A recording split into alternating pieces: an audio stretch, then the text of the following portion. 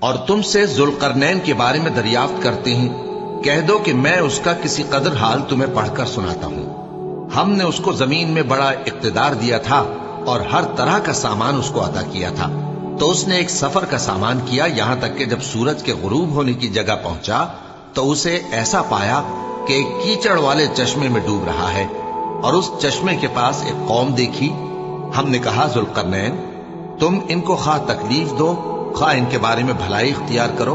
دونوں باتوں کی تم کو قدرت ہے۔ ذوالقرنین نے کہا کہ جو کفر و بد کرداری سے ظلم کرے گا اسے ہم سزا دیں گے، پھر وہ اپنے پروردگار کی طرف لوٹایا جائے گا تو وہ بھی اسے بڑا عذاب دے گا، اور جو ایمان لائے گا اور عمل نیک کرے گا اس کے لیے بہت اچھا بدلہ ہے،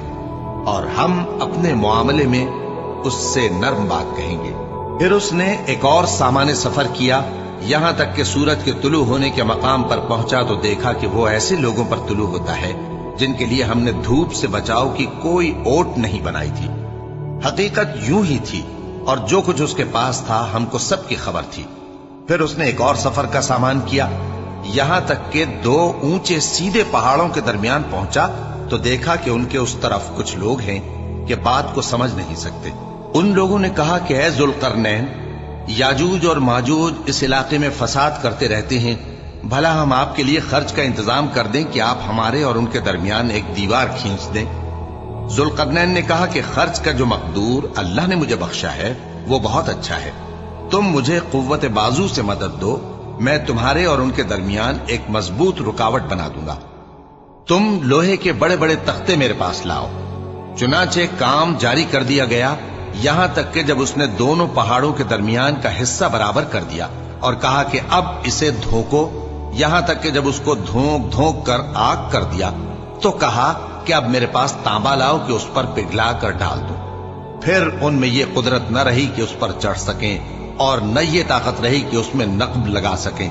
بولا کہ یہ میرے پروردگار کی مہربانی ہے، پھر جب میرے پروردگار کا وعدہ آ پہنچے گا تو اس کو ڈھا کر ہموار کر دے گا، اور میرے پروردگار کا وعدہ سچا ہے۔ اس روز ہم ان کو چھوڑ دیں گے کہ روئے زمین پر پھیل کر ایک دوسرے میں گھس جائیں گے، اور سور پھونکا جائے گا تو ہم سب کو جمع کر لیں گے، اور اس روز ہم جہنم کو کافروں کے سامنے لائیں گے جن کی آنکھیں میری یاد سے پردے میں تھیں اور وہ سننے کی طاقت نہیں رکھتے تھے۔ اب کیا کافر یہ خیال کرتے ہیں کہ وہ میرے بندوں کو میرے سوا اپنا کارساز بنائیں گے تو میں خفا نہیں ہوں گا؟ ہم نے ایسے کافروں کے لیے جہنم کی مہمانی تیار کر رکھی ہے۔ کہہ دو کہ ہم تمہیں ایسے لوگ بتائیں جو اعمال کے لحاظ سے بڑے نقصان میں ہیں۔ یہ وہ لوگ ہیں جن کی دوڑ دھوپ دنیا کی زندگی میں برباد ہو گئی، اور وہ یہ سمجھے ہوئے ہیں کہ وہ اچھے کام کر رہے ہیں۔ یہ وہ لوگ ہیں جنہوں نے اپنے پروردگار کی آیتوں کو نہ مانا اور اس کے سامنے جانے سے انکار کیا، تو ان کے اعمال ضائع ہو گئے، سو ہم قیامت کے دن ان کے لیے کچھ بھی وزن قائم نہیں کریں گے۔ یہ ان کی سزا ہے، یعنی جہنم، اس لیے کہ انہوں نے کفر کیا اور ہماری آیتوں اور ہمارے پیغمبروں کی ہنسی اڑائی۔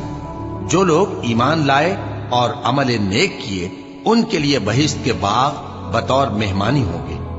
ہمیشہ ان میں رہیں گے اور وہاں سے مکان بدلنا نہ چاہیں گے۔ کہہ دو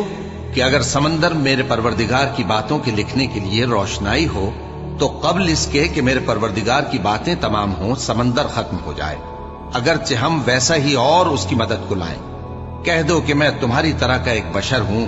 البتہ میری طرف وہی آتی ہے کہ تمہارا معبود